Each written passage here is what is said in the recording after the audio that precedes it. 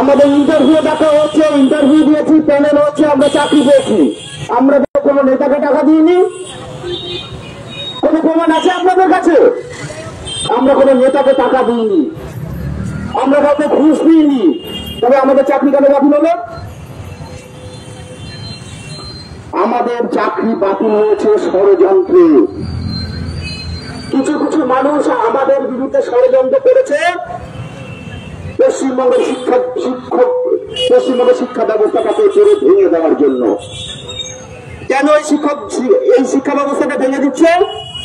আপনারা ভালো করে ভাবুন। সরকারি স্কুলগুলোতে আমাদের সাধারণ ঘরের ছেলে মেয়েরা পড়াশোনা করে। তারা যদি পড়াশোনা করে শিক্ষিত হয়ে যায়, এই দুর্নীতিগ্রস্ত যে সমস্ত নেতা মন্ত্রীরা আছে তাদের বিরুদ্ধে কথা বলবে, তারা তাদের যোগ্য চাকরি চাইবে। তাই যাতে না চায় তার জন্য এই শিক্ষা ব্যবস্থাটাকে ভেঙে দিতে হবে। তার জন্য এই ব্যবস্থা। আমরা দেখেছি যে ওবিসি মামলা, ওবিসি কারা? ওবিসি এ এবং ওবিসি বি। এই ওবিসি এ এবং ওবিসি বি নিয়েও সরকার খেলছে আমাদের সঙ্গে। সাধারণ ঘরের ছেলে মেয়েরা পড়াশোনা করবে, চাকরি পাবে, সবাইকে জেনারেল করে দিচ্ছে। কেন? তাহলে সংবিধানটাকে পাল্টাতে হবে। সংবিধানে যে এসসি এসটি ওবিসি সংরক্ষণ আছে সেটাকে পাল্টাতে হবে। সেটা তো পাল্টাতে পারছে না। তাই এই ওবিসিদের বাদ দিয়ে সরকার নতুন করে একটা খেলাই মেতেছে।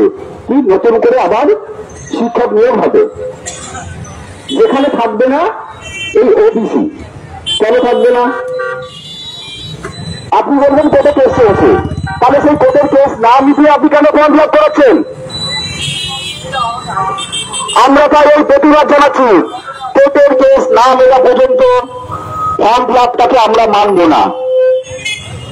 দরকার হলে আমরা সারা পশ্চিমবঙ্গকে স্তব্ধ করে দেবো, তবু আমরা নতুন করে এই যোগ্যতার পরিচয় আর দেব না, মানে পরীক্ষা দেব না, এবং এই ফর্ম ফিল আপ নামক যে সুচিন্তিত ষড়যন্ত্র সেটাকেও মানব না।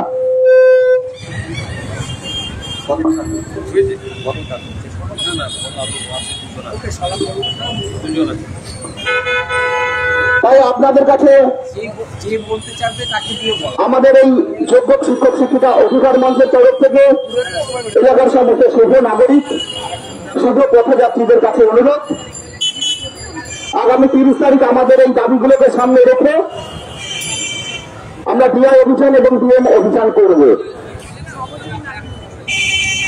আপনারা প্রত্যেকে আমাদের পায়ে পা মিলিয়ে আমাদের এই অভিযানকে সফল করবেন, এই আশা, এই কামনা রেখে আমি আমার বক্তব্য শেষ করছি।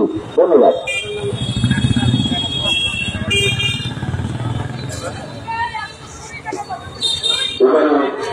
সর্বজনীন নারী মঞ্চের পক্ষ থেকে মিলি মুখার্জি মহাশয়া বক্তব্য রাখেন। সাথী,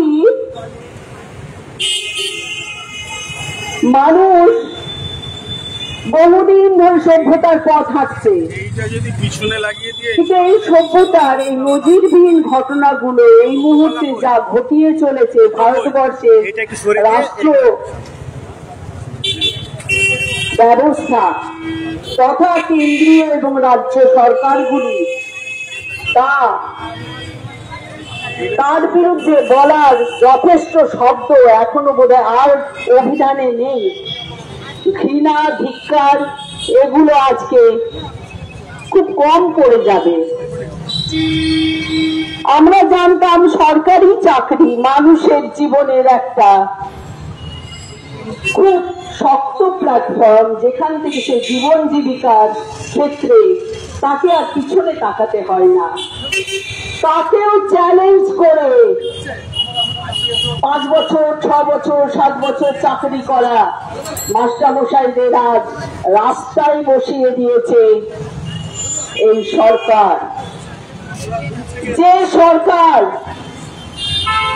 সাধারণ মানুষের ভোটে, সংসদীয় ভোট ব্যবস্থায় নির্বাচিত প্রতিনিধি হয়ে আমাদের জন্য আইন তৈরি করবার জন্য বিধানসভায় গিয়ে বসে সে অনর্গল মিথ্যা কথা বলে, সে অনর্গল গণবিরোধী অবস্থানে দাঁড়িয়ে থাকে এবং স্ট্যান্ড দিয়ে দিয়ে মানুষকে ভাবে যে মানুষকে সম্মোহন করে রাখবে। সেই শাসককে প্রথমত জানায় আমার তীব্র ধিক্কার। একটি অযোগ্য সরকার কেন্দ্র তথা রাজ্যে বিরাজমান, যারা মাস্টারমশাই শুধু না, স্বাস্থ্য ব্যবস্থাকে, শিক্ষা ব্যবস্থা এবং স্বাস্থ্য ব্যবস্থাকে ধ্বংসের জায়গায় নিয়ে চলে এসছে, একদম খাদে নিয়ে দাঁড় করিয়ে দিয়েছে এবং তার প্রাইভেট, তার বেসরকারীকরণকে মজবুত করেছে। আসলে এই সরকারগুলো আমরা জানি যে কর্পোরেটের দালাল, কর্পোরেট মুনাফাবাজ কর্পোরেট তার যাবতীয় পরিকল্পনাকে বাস্তবায়িত করে এই সরকারগুলোকে ব্যবহার করে।